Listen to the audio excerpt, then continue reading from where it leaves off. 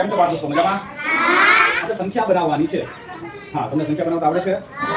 ચાલો સાથે મળીને સંખ્યા બનાવીએ. એકમ દશક. અહીંયા તમને બે ખાના દેખાશે. એક ખાનું છે એકમનું અને એક ખાનું છે દશકનું. એટલે કેટલા અંકની સંખ્યા બનાવવાની છે આપણે? 2 અંકની સંખ્યા બનાવવાની છે. આપણે શરૂઆત કરીએ 1 થી. ચલો અહીંયાથી જોઈએ. ચલો આ શું લખેલું છે મને કોઈ કહેશે? 0 આ છે 0, પણ 0 ની આગળ 1 લગાવી દઈએ તો વેરી ગુડ.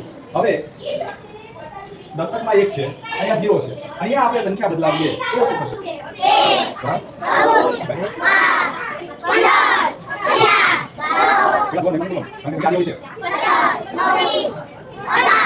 18. આ સંખ્યા પાછળ એકમના અંક પાછા લઈ લઉં છું અને હા અહીંયા હવે હું કાર્ડ બદલાઈશ.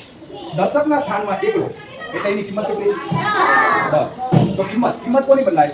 જે દશકના સ્થાનમાં હોય એની જ કિંમત બદલાય. એકમના સ્થાનમાં હોય એની કોઈ કિંમત બદલાય? એ રીતે તો જોઈએ. એકમના સ્થાનમાં 1 તો એની કિંમત કેટલી? 1. એકમના સ્થાનમાં 8 તો 8 ની કિંમત કેટલી? 8 ની કિંમત 8. પણ દશકના સ્થાનમાં 1 એટલે આ જે ખાનું છે એ ખાલી છે, તો અહીંયા શું ગણવાનું? 0. હવે દશકના સ્થાનમાં 1 છે તો એની કિંમત કેટલી થઈ જાય? 10. અહીંયા ગોતો. 80,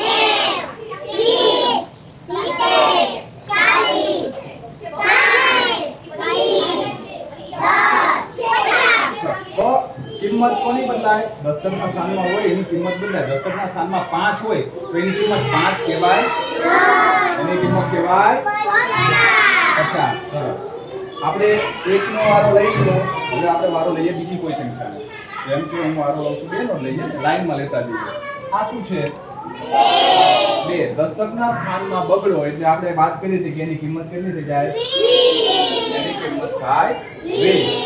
હવે 20 એટલે કે બગડા છે દશકના સ્થાનમાં. આપણે એકમના સ્થાનની સંખ્યા બદલતા રહીએ તો નવી સંખ્યા આપણને મળે. જેમ કે હું 5 મૂકું તો કેટલી થાય?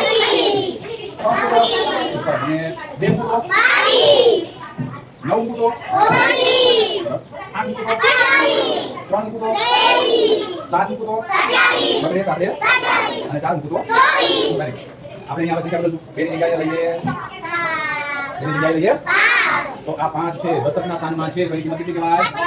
50 કહેવાય. 50